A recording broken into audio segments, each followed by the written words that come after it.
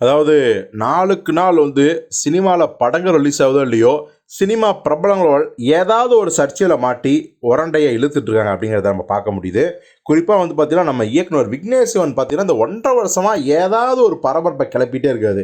அதாவது 2 வாரத்துக்கு முன்னாடி பார்த்தீங்கன்னா, தனுஷ்ட பிரச்சனை பண்ணாங்க. அவருடைய மனைவியும் நடிகையுமான நயன்தாராவும் சேர்ந்து தனுஷுக்கு ஒரு அறிக்கை வெளியிட்டாங்க. அவரை வந்து பர்சனலாக தாக்கி அந்த ஒரு 3 செகண்ட் ஃபுட்டேஜுக்கு 10 கோடியா? அதெல்லாம் நியாயமா?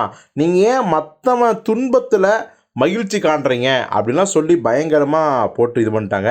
இப்போ அது ஒரு பக்கம் இருந்தாலும் கூட திடீர்னு இன்னொரு சர்ச்சைக்கும் ஆளாகி இருக்கிறார் நம்ம விக்னேஷ் சிவன்.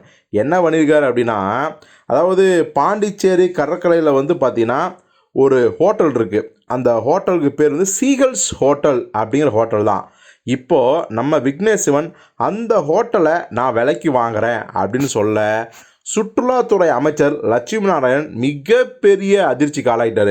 ஏப்பா, அவர் ஹோட்டல் வாங்குறதுக்கும் சுற்றுலாத்துறை அமைச்சர் லட்சுமி நாராயணன் அதிர்ச்சியாவது என்ன சம்மந்தம் அப்படின்னா, அந்த சீகல்ஸ் ஹோட்டல் அரசுக்கு சொந்தமான hotel, government property.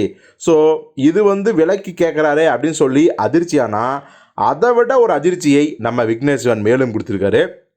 Sir, government ப்ராப்பர்ட்டியா இருந்துட்டு போகட்டும் சார், விலைக்கு தர முடியல அப்படின்னா ஒப்பந்த அடிப்படையிலாவது தர முடியுமா, அதாவது கான்ட்ராக்ட் பேஸ்லையாவது எனக்கு தர முடியுமா அப்படின்னு கேட்டதால் அவர் மறுபடியும் அதிர்ச்சி செஞ்சார்.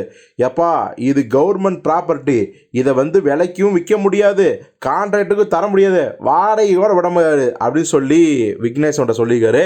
இப்போ அவர் அமைச்சர்கிட்ட அவர் ஆஃபீஸிலே உட்காந்து பேசின அந்த ஃபோட்டோஸ் பயங்கரமாக வைரல் ஆகிட்டுருக்கு.